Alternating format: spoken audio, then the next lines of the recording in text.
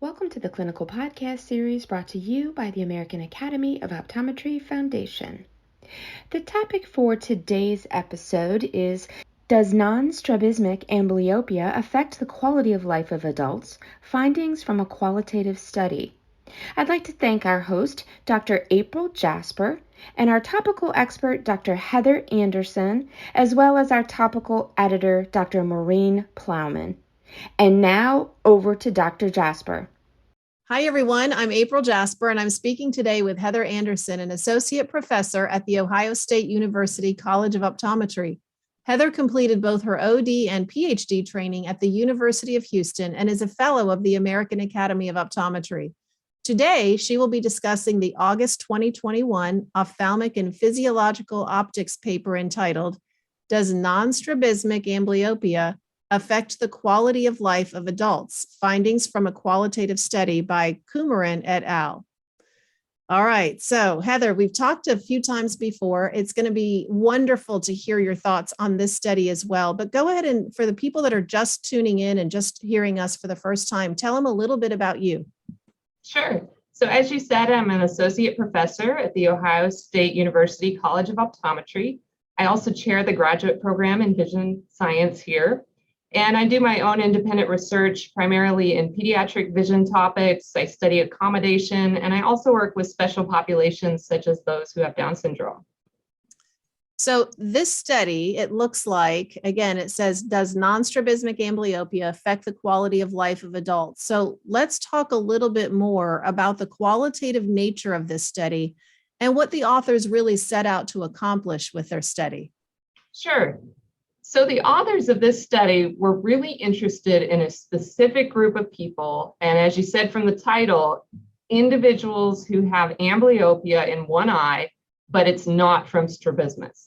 And the reason they were interested in this group of patients is because people who don't have strabismus, but have amblyopia, have a condition that can't be seen by those around them.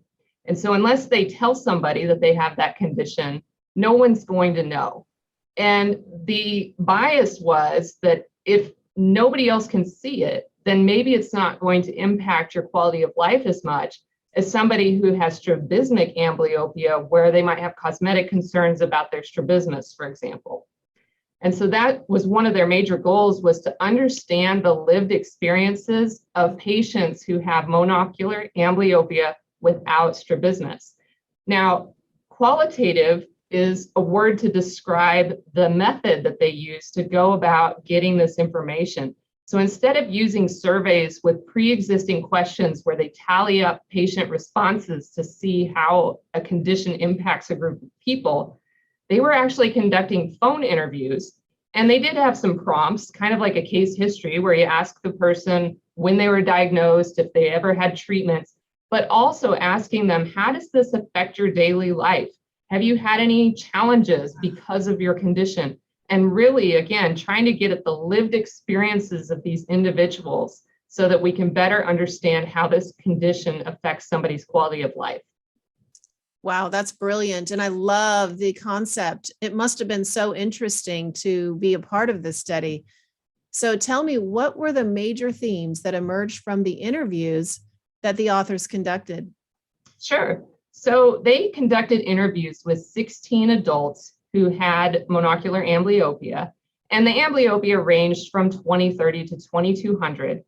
And although they were all adults now, some of them had received their diagnosis when they were a young child. One group of them had received their diagnosis as a teenager, and some of them had not found out about their diagnosis until they were an adult. Wow. And so it was really interesting to see the themes that emerged from these interviews. And certainly they did talk about visual and ocular outcomes, things that we would expect, like issues with depth perception.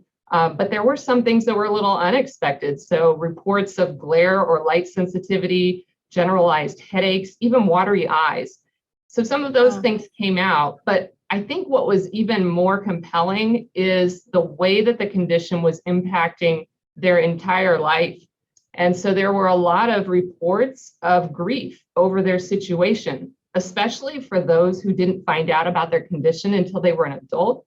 They even had grief over the fact that their parents didn't help sleuth out this condition at the age where it's more successfully treated. And now recognizing that they have a condition that is not well treated as an adult. And then those who had had a diagnosis as a child were feeling grief that they weren't compliant with the treatments that were offered to them, and maybe didn't realize the significance of the situation at a time when they were young, and feel like they now missed out on that opportunity to have a better situation. And there were a lot of concerns over only having one good seeing eye, and what happens if something happens to that eye? Is that eye going to also get a condition where it's not seeing as well? And then there were points made about activity limitations, such as difficulty precisely judging distances with driving, some issues with mobility, such as navigating stairs, and then even economic and career implications where certain careers just weren't pursued because of vision limitations. Wow. So what would you say the key messages from this paper were that really can help us improve patient care?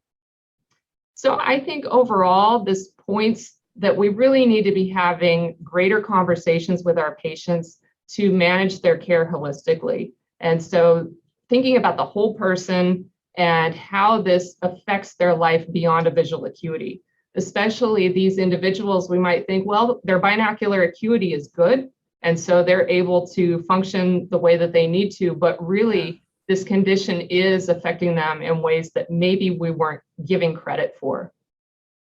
So how do you think this study impacts future research? I'm certain that hearing what they have found out in this, there is some thought as to what comes next. So I think certainly this study underscores the importance of continuing to conduct research to try to seek treatments for later treatment of amblyopia.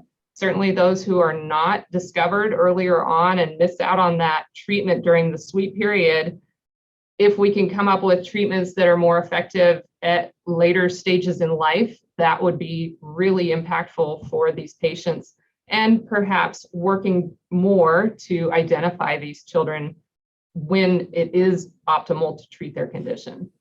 Absolutely. Heather, thank you so much. I absolutely love learning from you. Thank you.